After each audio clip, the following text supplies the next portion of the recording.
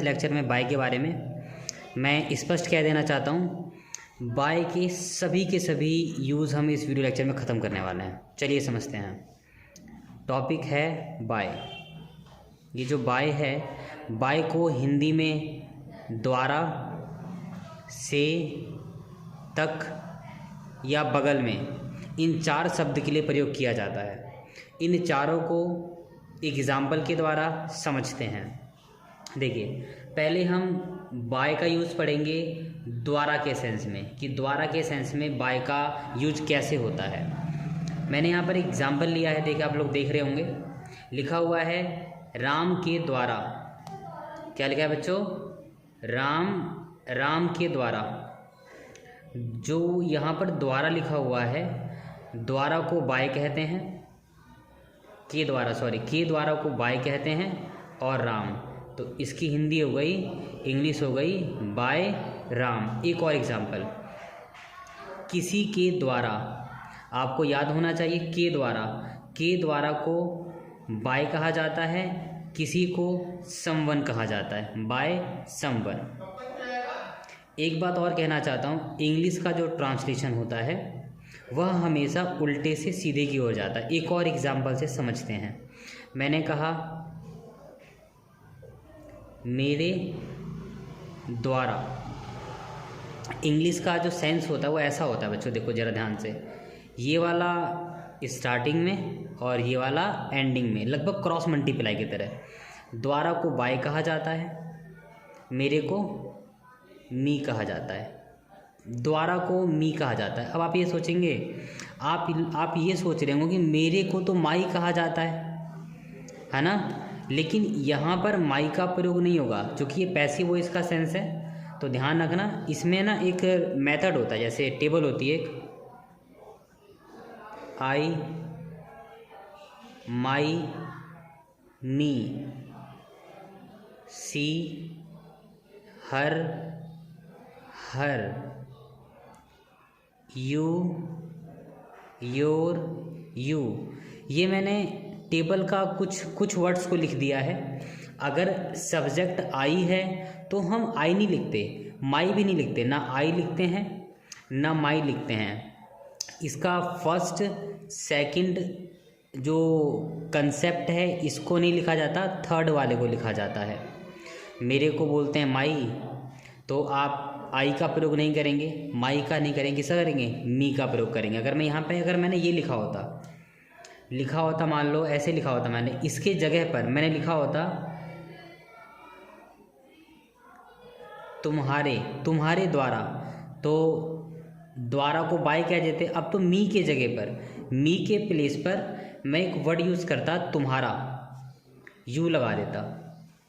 मैंने ये वाला यू, जो ये वाला मैंने यू नहीं लिखा, मैंने योर होगा यहाँ पर, यू, योर, यू, ये वाला योर भी नहीं लिखा, मैंने ये वाला यू लिखा।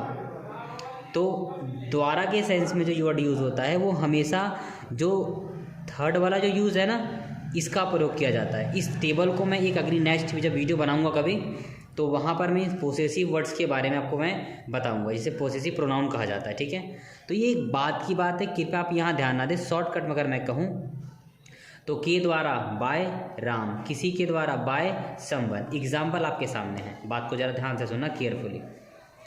मुझे किसी के द्वारा रोका गया। आपको बता देना चाहूँगा, गया लास्ट में अगर आ, ई, ए आ जाए, या फिर लिया, दिया, गए आ जाए, या फिर ताथा, तीथी, तेथे आ जाए। अगर ये आ जाए तो बच्चे इस टेंस का नाम होता है, इसका नाम होता है। अगर किसी सेंटेंस के लास्ट में ये आ जाए तो उसको हम बोलते हैं पास्ट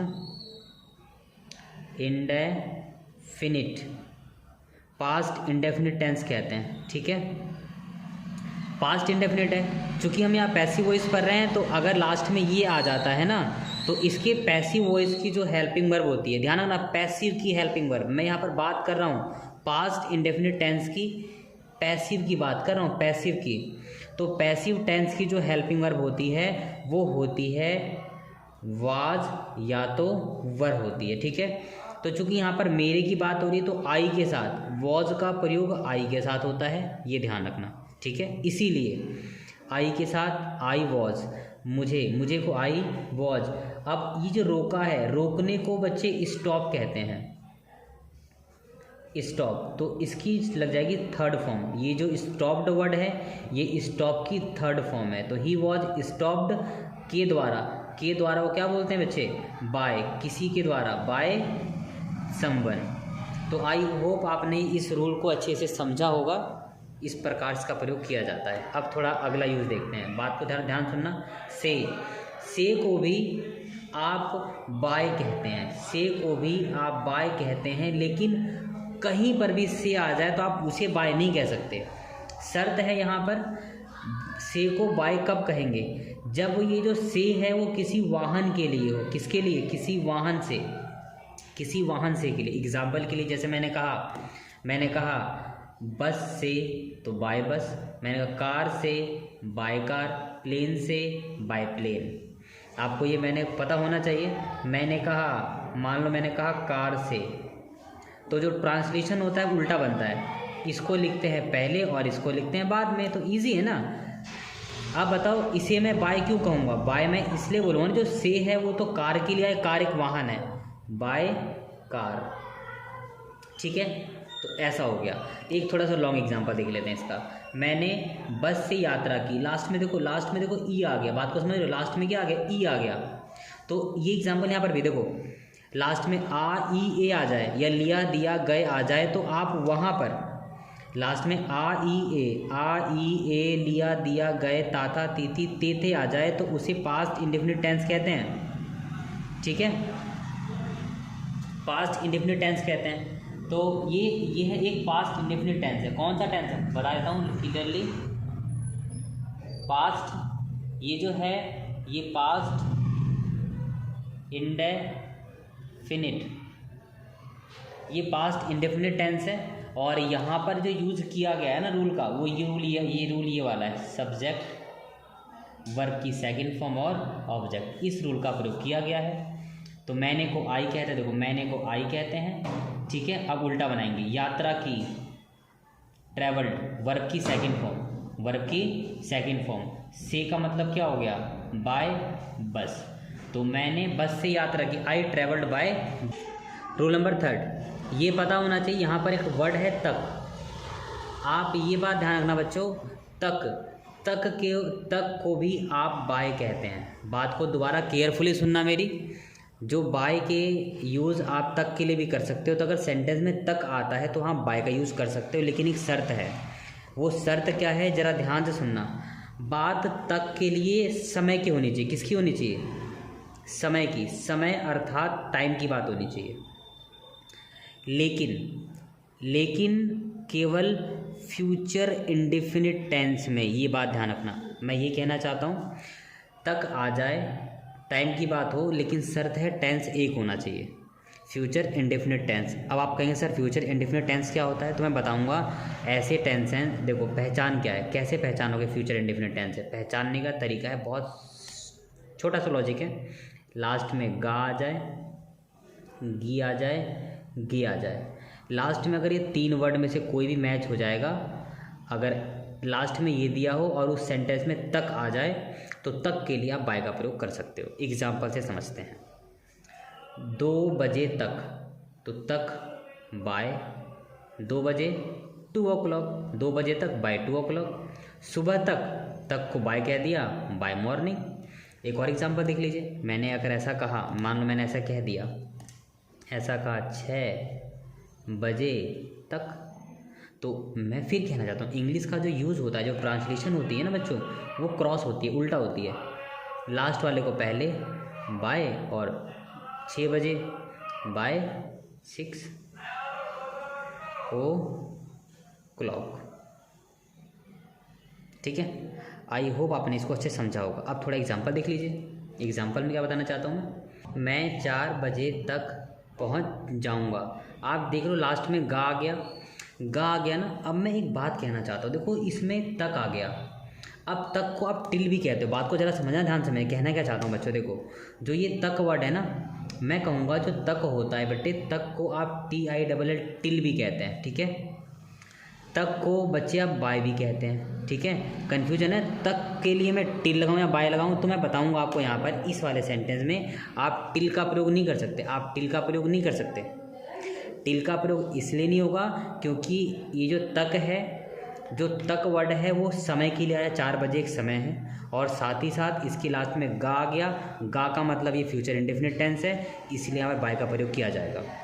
तो मैं को आई कहते हैं, गा विल पहुँचने को रीच, तक मतलब बाय 4 o'clock, तो I will reach by 4 o'clock। I hope आपने इसको अच्छे से समझा होगा।